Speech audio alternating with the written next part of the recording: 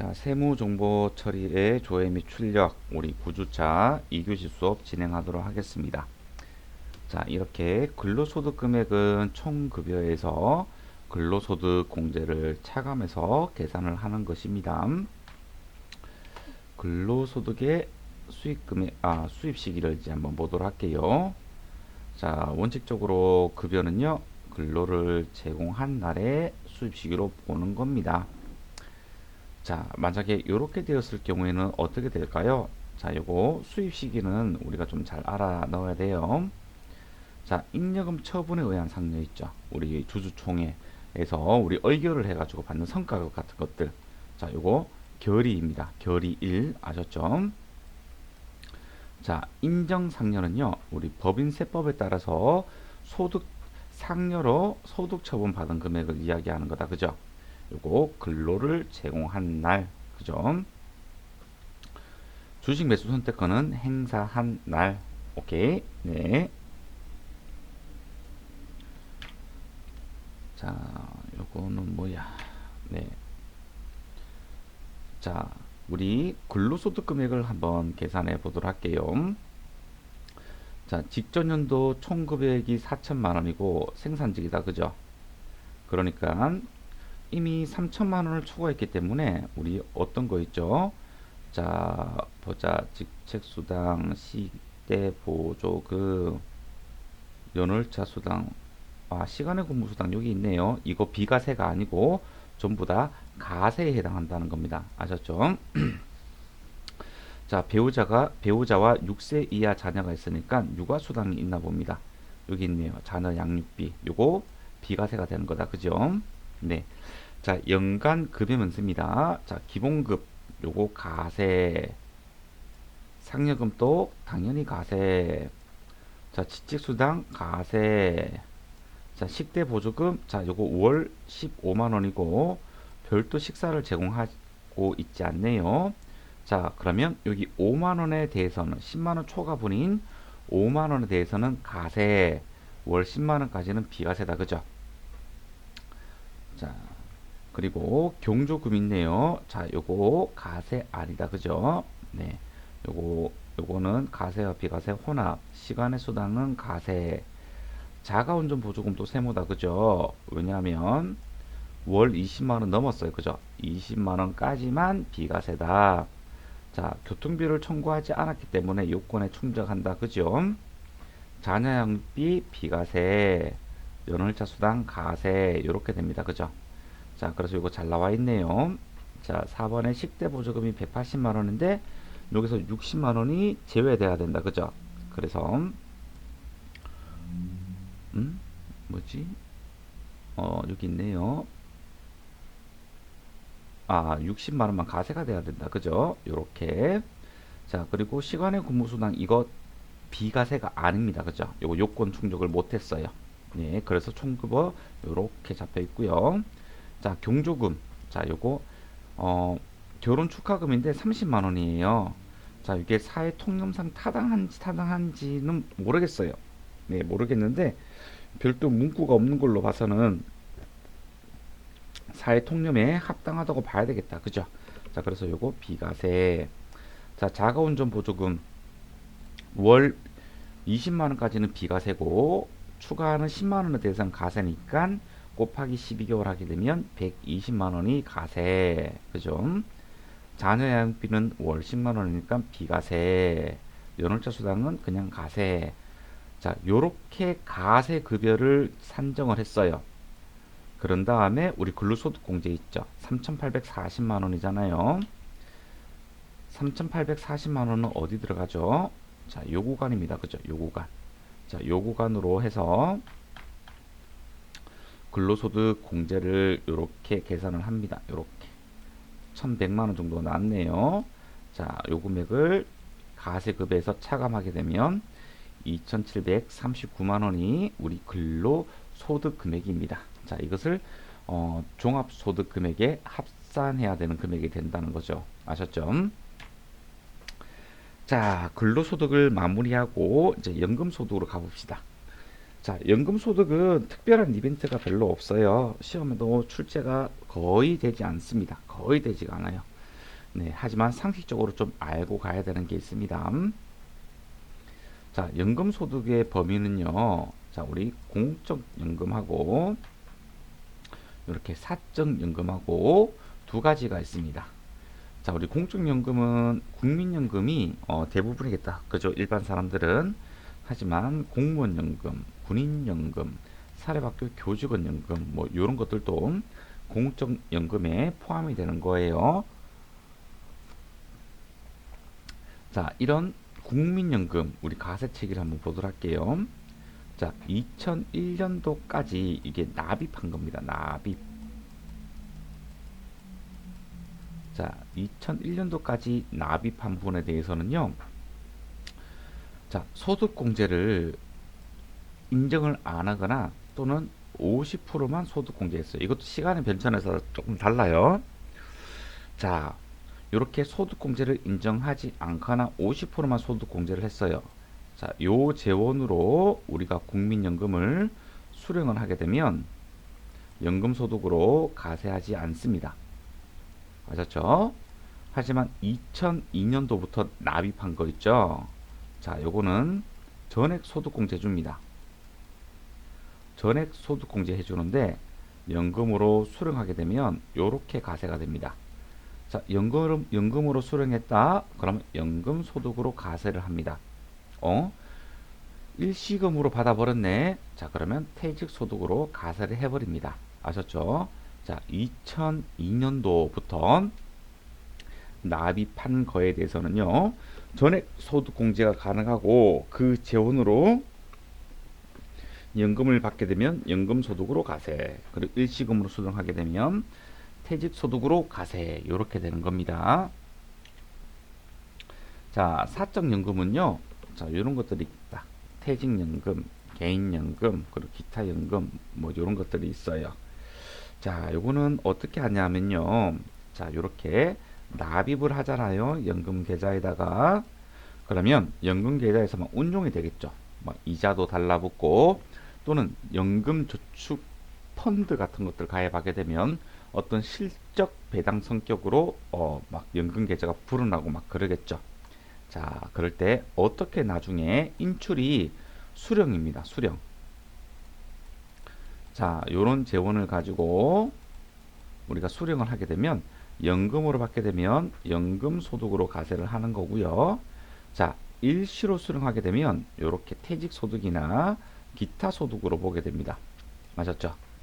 자, 우리 퇴직금으로 보는 거는 퇴직 소득이고요. 그리고 자기 불입금이 뭐냐 하면 회사가 납부해 준 거 말고 여기 퇴직연금 얘기하는 거예요, 지금. 자, 퇴직연금에 퇴직금. 자, 그리고 개인연금에 자기 불입금, 개인연금에 운용수익, 요걸 얘기하는 거예요. 자, 요 밑에 거는 기타 소득이고, 요 위에 거는 퇴직 소득입니다. 아셨죠? 자, 이 기타 소득은요, 기타 소득편에 대해서 공부를 할 때, 일시금으로 수령하게 되면 무조건 분리과세 소득이고 원천 징수세율이 15%입니다. 요거 기억을 해줘야 됩니다. 아셨죠? 자, 비과세 연금소득은요, 안 좋은 상태에서 받으면 비과세 해줍니다. 아셨죠? 요거 종료하지 않습니다. 자, 연금소득 과세 방법을 우리가 공부를 좀 해줘야 됩니다. 시험에 잘 나오는 건 아는데, 단독 문제로 나오기보다는 어떤 보기 하나 정도로 나오는 수준이거든요. 자, 그러니까 원천징수는 어떻게 하느냐? 자, 공적연금, 사적연금 구분해서 봐야 됩니다. 자, 공적연금은요, 원천징수가 근로소득자처럼 간이세액표에 의해서 원천징수해 줍니다. 자, 연말정산은 다음 연도 2월이 아니고 1월 달에 지급할 때 연말정산이 있습니다. 자, 퇴직연금이나 개인연금, 이런 사적연금들 있죠. 자, 요거 3%부터 5%까지 세 가지 세율로 원천징수합니다. 연령에 따라서 연금을 수령하는 방법에 따라서 3%부터 5%까지 원천 징수합니다. 자, 그리고 사적연금은 연말정산 이런 개념들이 없습니다. 아셨죠? 연말정산 이런 개념 없어요. 공적연금만 연말정산이라는 개념이 있어요. 자, 종합과세와 선택적 분리과세인데요. 어떻게 과세를 하느냐? 자, 종합과세는 연금소득도 원칙적으로 종합소득에 합산해서 과세합니다. 아셨죠? 네, 합산해서 과세가 되는 거예요. 하지만 선택적 분리 과세를 할 수가 있습니다. 자, 요거 사적연금만 해당되는 거예요. 연간 사적 연금액이 1,200만 원 이하인 경우에는 분리과세하거나 또는 종합과세 선택을 할 수가 있습니다. 아셨죠? 자, 만약에 이 공적 연금과 사적 연금이 포함되어 있으면 어떻게 되어 있을까요? 자, 공적 연금만 있다고 하게 되면 요거 연말정산으로 마무리가 됩니다. 아셨죠? 자, 그런데 사적 연금이 1,200만 원 이하이면 분리과세 선택을 할 수 있잖아요. 자, 그러면 공적연금은 연말정산으로 끝나고 사적연금은 분리과세로 끝나고 요렇게도 가능하고요. 또는 공적연금과 사적연금 모두 합쳐가지고 종합과세 해야 됩니다. 왜냐하면 원칙적으로 연금소득은 종합소득의 종합과세 대상에 해당되기 때문에 그렇습니다. 아셨죠? 자, 연금소득 금액은요. 자, 우리 연금으로 받은 총수익 금액에서 연금소득공제를 차감하면 되는 겁니다. 하지만 연금소득공제도 한도가 있습니다. 900만 원입니다. 근로소득공제는 한도가 2천만 원이었죠. 네. 자, 요 숫자만 조금 기억을 좀 해줍니다. 수입시기 중요하지 않습니다. 네, 요건데 중요하지 않습니다. 자, 기타 소득입니다. 기타 소득은 암기해야 될 게 조금 많습니다. 자, 기타 소득은요. 자, 이자, 배당, 사업, 근로, 연금, 퇴직, 양도 아니면 다 기타 소득이라고 보시면 됩니다. 아셨죠? 네.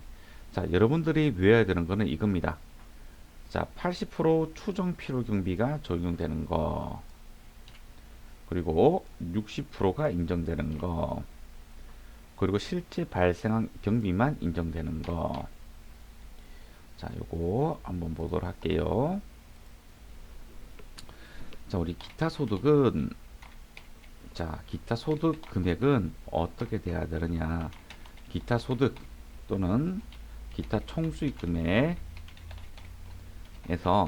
필요 경비를 차감하면 기타 소득 금액이 되는 겁니다. 자, 하지만 우리가 이 필요 경비는요. 필요 경비는 세 가지가 있습니다. 자, 하나는 80%를 인정해 주는 거. 두 번째는 60%를 인정해 주는 거. 세 번째는 실제 경비만 인정해 주는 거. 이렇게 세 가지가 있습니다.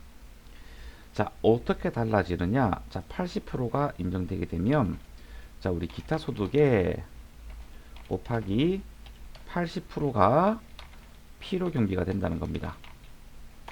즉 80% 인정되는 기타 소득은요. 기타 소득 금액은 기타 소득의 20%만 된다는 겁니다. 자, 이것을 예를 하나 들어볼게요.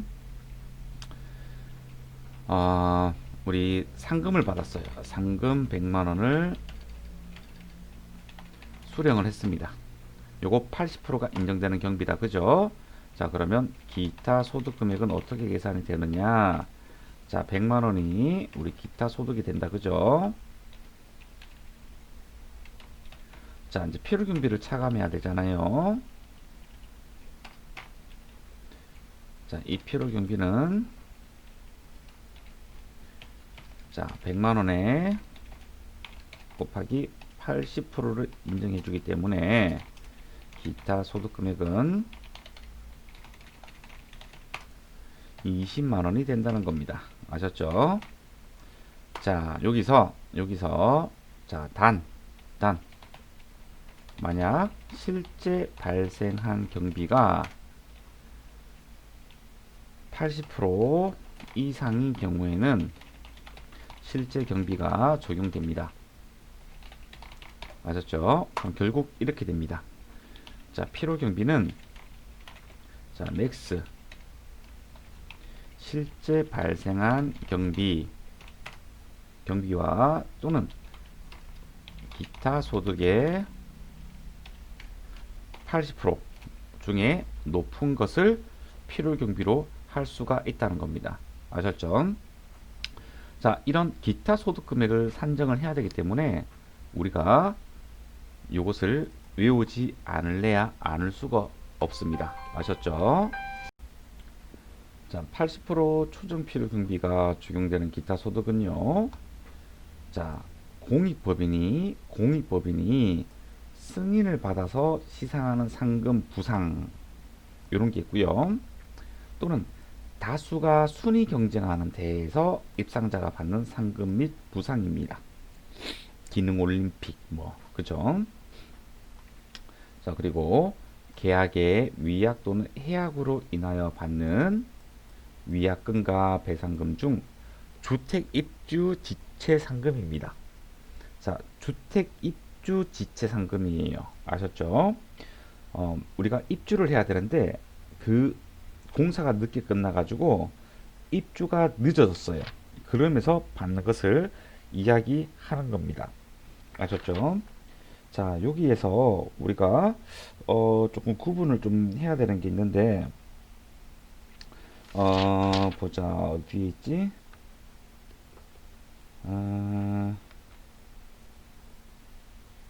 이 책에는 잘 빠져 있네요. 자, 우리가 주택 입주 지체 상금 말고 이런 위약금과 이 배상금이 있습니다. 예전에는 이게 무조건 종합과세 대상이었는데 지금은 선택적 분리과세가 되었거든요. 자, 이게 뭐냐면 여러분들이 이게 세법은 사회 현상을 좀 잘 알아야 돼요. 자, 우리가 부동산을 우리가 취득 또는 양도, 그러니까 취득하는 사람은 우리 매수자라고 이야기를 하고요. 자, 부동산을 양도하는 사람을 매도자라고 하는 겁니다. 아셨죠? 자, 이런 걸 볼까요? 자, 매수자가 매도자에게 부동산을 매입할 것을 약속하는 금액으로 계약금 10%인 자, 1,000,000원을 매도자에게 지급을 했습니다. 그런데 매수자의 변심으로 해당 부동산 매입 계약을 취소하였습니다. 그렇다면 매도자가 수취한 이 1,000,000원은 자, 어떻게 될까요? 자, 매도자 입장에서는 지금 계약의 위약 또는 해약으로 인하여 받는 위약금과 배상금으로 대체가 되었습니다. 수취한 계약금이 계약의 위약 또는 해약으로 인하여 위약금과 배상금으로 대체가 되었습니다. 아셨죠? 자, 그래서 이런 경우에서는 매도자의 기타 소득에 해당이 되는 겁니다. 아셨죠? 근데 이게 80% 경비가 인정이 되는 것은 아닙니다. 왜요? 80% 경비는 위약금과 배상금 중에서 주택 입주 지체 상금만 해당됩니다. 아셨죠? 상금이라고 해가지고 우리 요 위에 이 상금이 아니에요. 아셨죠? 지체 상금이에요. 상당한 금액. 아셨죠? 상당한 금액. 주택 입주를 늦게 들어가서 피해가 발생한 상당한 금액. 아셨죠? 자, 반대로 이런 경우도 있을 수가 있어요. 자, 매수자가 똑같이 매도자에게 자, 부동산을 매입할 것을 약속하는 금액으로 자, 계약금 10%인 1000만 원을 매도자에게 지급했습니다. 자, 근데 이번에는 매도자의 변심으로 해당 부동산 매입 계약을 취소하였습니다. 계약 조건에 따라서 어떻게 됐을까요? 자, 매도자는 수취한 계약금 1000만 원을 매수자에게 돌려주었고, 배상금으로 별도의 1000만 원을 추가하여 매수자에게 지급하였습니다. 통상적으로 우리가 돈을 돌려줄 때는요, 받은 금액을 일단 돌려주고, 그리고 나서 해당되는 배액을 다시 줘야 됩니다. 그래서 지금 매도자가 변심을 했기 때문에 원래 받은 금액을 다시 돌려주고 그 금액에 해당하는 금액을 또 한 번 더 지급을 해야 됩니다. 자, 그러면 매수자는 1000만 원을 매도자한테 수취하고 기타 소득에 해당이 되는 겁니다. 아셨죠? 이런 것들을 알아야 됩니다. 그게 요 내용이에요. 아셨죠? 네. 하지만 80%는 주택 입주 지체 상금입니다. 자, 서화 골동품 양도로 발생하는 소득입니다. 자, 서화 골동품 양도로 발생하는 소득이 기타 소득에 해당이 되려면 점당, 개당, 조당 양도 가액이 6천만 원 이상 것만 가세 대상에 해당이 됩니다. 만약에 5천만 원을 팔았다. 비과세입니다. 비과세. 정확하게 말하면 가세 제외입니다. 왜냐하면 열거한 데에서 빠져 있기 때문에 그래요. 아셨죠? 자, 일단은 6천만 원 넘어야 되고요. 그리고 서화 골동품은 80%입니다. 자, 하지만요. 양도 가액이 1억 원 이하이거나 또는 보유기간이 10년 이상인 경우에는 추가적으로 10% 더해줍니다. 90%입니다. 그래서 요거 2021년도에 나오는 시험에서 살짝 건드릴 수 있으니까 한번 이것도 살짝 보는 것도 괜찮아요. 자, 이번에는 60% 추정 필요비가 적용되는 기타 소득입니다. 자, 크게 카테고리가 이렇게 있네요. 자, 인적 용역. 두 번째, 일시적인 문해 창작 소득. 세 번째, 권리. 네 번째, 공익사업과 관련된 권리. 이거는 뭐 보든지 말든지. 예. 자, 인적 용역. 이게 뭐냐 하면, 자, 이런 것들 있죠. 한 번씩, 저도 기업에서 그 강의가 요청이 들어올 때 있거든요. 그러면 기업에 가서 제가 강의를 할 때는 이렇게 기타 소득으로 받게 돼요. 자, 일시적으로 한 거니까, 그죠? 제가 항상 그 기업에 가서 강의를 하는 게 아니잖아요. 자, 그래서 그 기업체에 가서 받는 우리 소득은 기타 소득에 해당되는 겁니다. 이런 거예요. 또는 제가 뭐 공영방송에 가서 강의 촬영을 또 할 때가 있거든요. 자, 그런데 공영방송에 가서 촬영할 때도 이게 그냥 그 뭐냐 일시적으로 우리가 해주는 거기 때문에 기타 소득으로 내려줍니다. 자, 요런 것들입니다. 자, 일시적인 문해 창작 소득. 이제 사업적인 목적이 아니고, 자, 일시적으로 우리가 뭐 시를 써가지고 받는 원고, 그리고 인세, 이런 것들이 기타 소득에 해당이 되는 겁니다.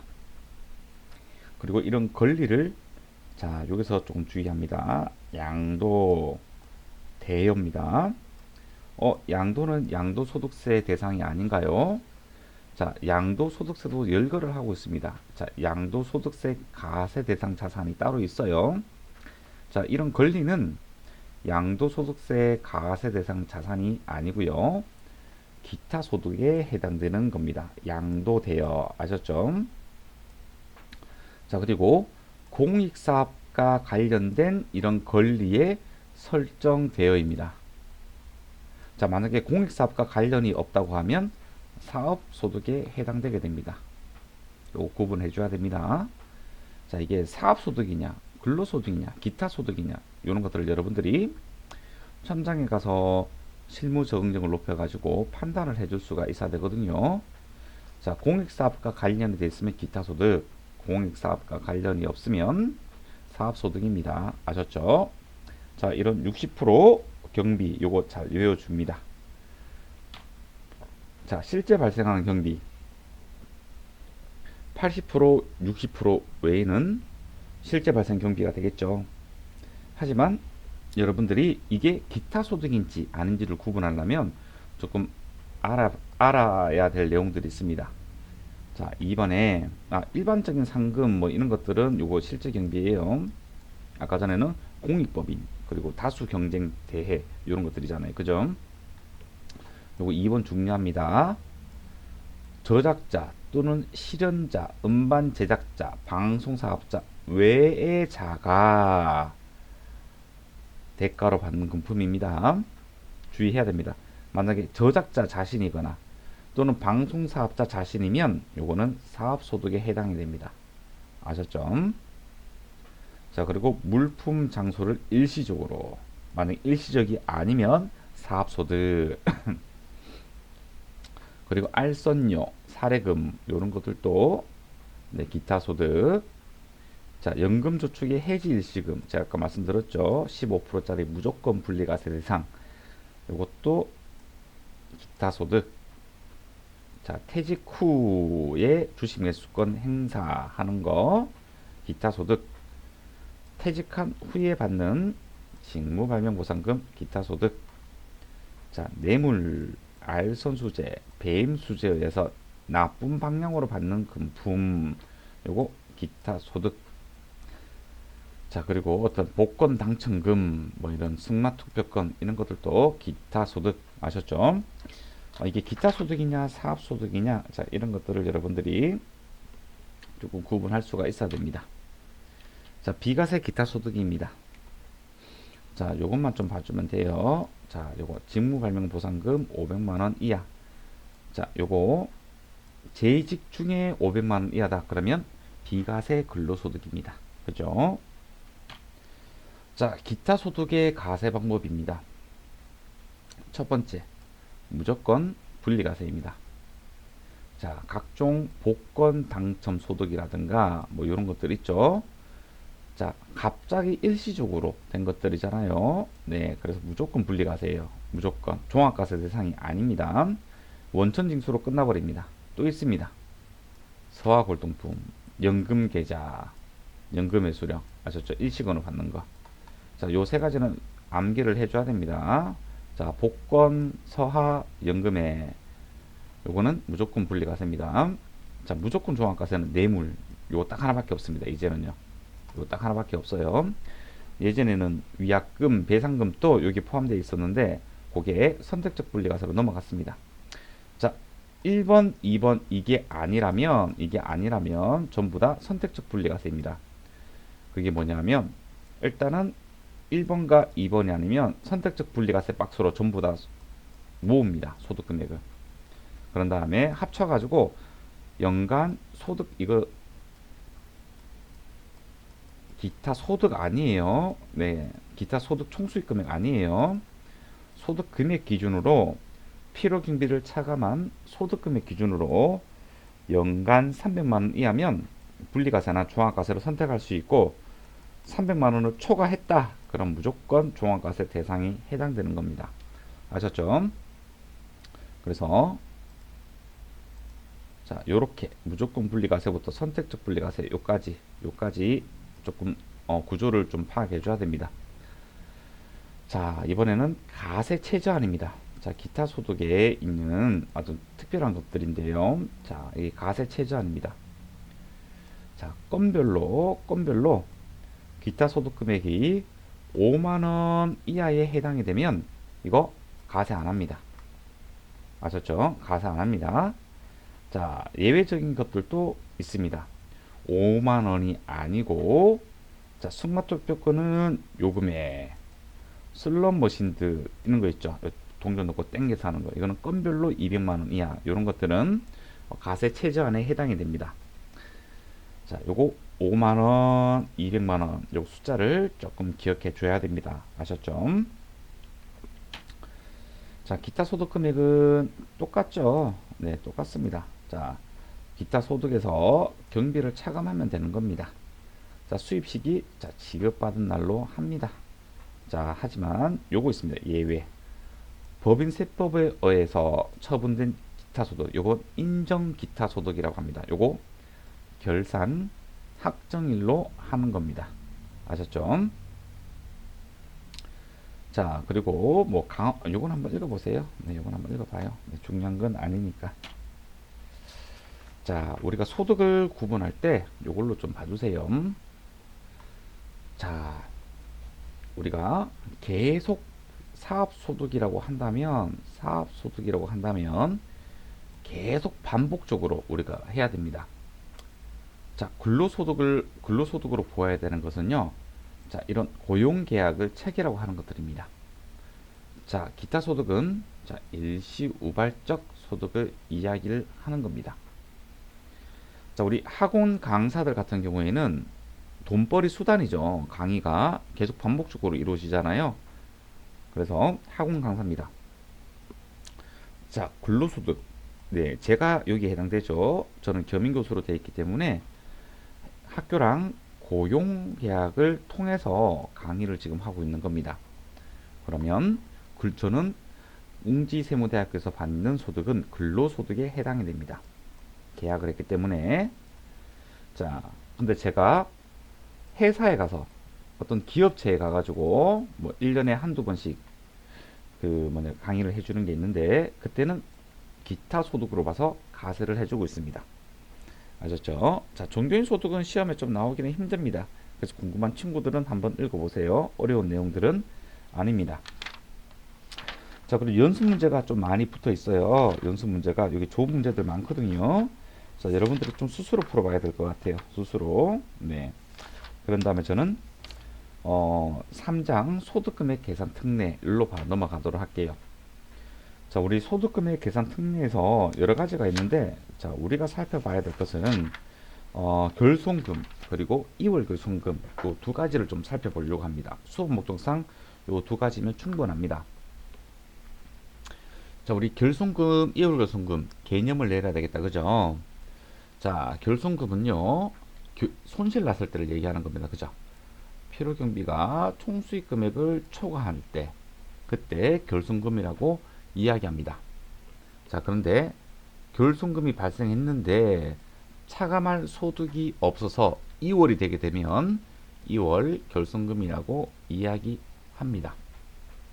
자, 이런 결손금하고 2월 결손금은 어디에서만 발생한다고요? 사업소득하고 양도소득에서만 발생합니다. 하지만 이 결손금은 2월이 안 됩니다. 요거 결손금만 있을 뿐이지 2월은 안 됩니다. 왜냐하면 양도소득도 세율이 다른 어떤 부동산 두 개를 같은 연도에 팔게 되면 예정, 확정 이렇게 신고를 해야 되는 게 있거든요. 하지만 그 연도만 결손을 통산할 수 있지 그 다음 연도로 넘어가지는 않습니다.